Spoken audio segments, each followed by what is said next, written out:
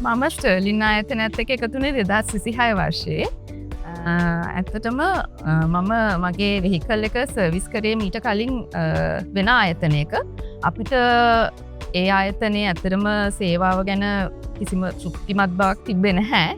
ඒ නිසා අපි ස්ටර්ලින් ආයතනයට මගේ වෙහිකල් එක සර්විස් කරන්න මම දැම්මා.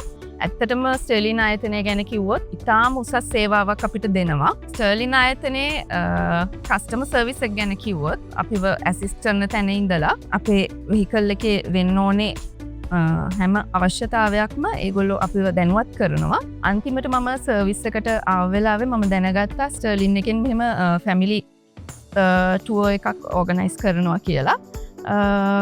ඇත්තටම මට ස්ටර්ලින් එකෙන් කෝල් එක එනකොට මම සර්ප්‍රයිස් වුණා. පළවෙනි පාරට මට මේ වගේ දිනුමක් හම්බුනේ.